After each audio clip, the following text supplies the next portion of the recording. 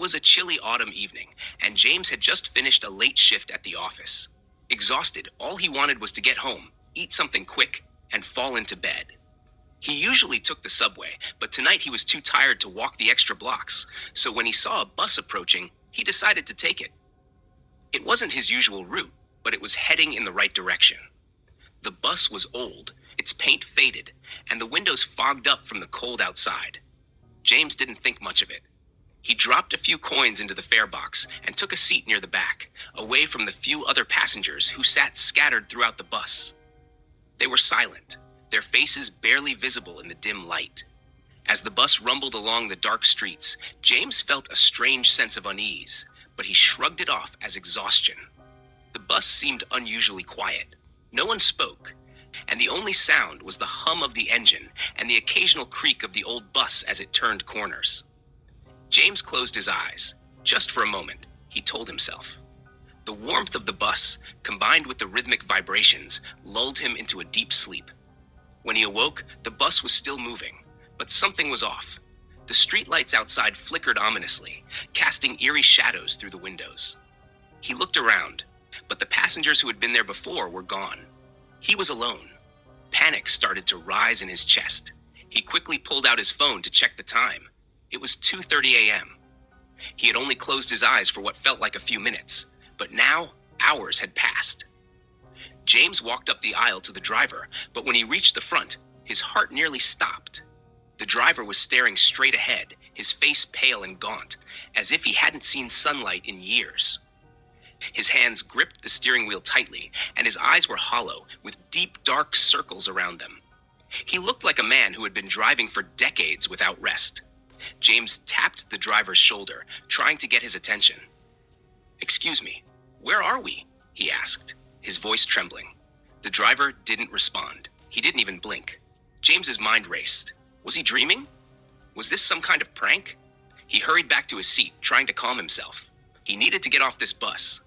But as he reached for the stop button, the bus suddenly screeched to a halt. James stumbled forward, catching himself just in time. The bus doors creaked open, and a cold gust of wind blew in.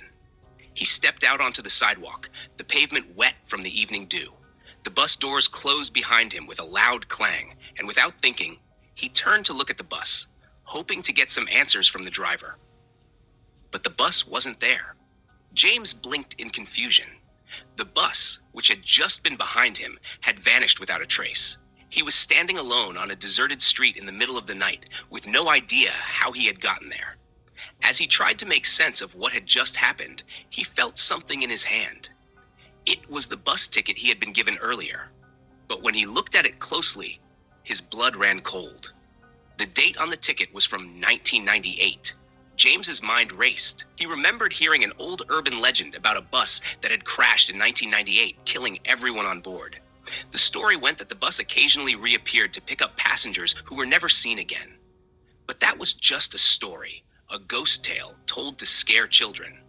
Or so he had thought. Heart pounding, James looked around, trying to find some sign of life. But the streets were empty, and the only sound was the distant hum of the city. He felt a cold chill run down his spine as the reality of his situation began to sink in. James started walking, his pace quickening as he tried to distance himself from the spot where the bus had disappeared. He didn't know where he was, but he knew he needed to get home. As he walked, he couldn't shake the feeling that he was being watched, that something was following him. He didn't stop until he reached a familiar intersection. He was back in his neighborhood, but nothing felt right. The streets were too quiet, the houses too dark.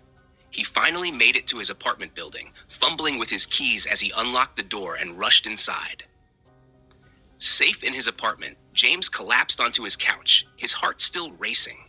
He tried to convince himself it had all been a bad dream, that he had imagined the whole thing.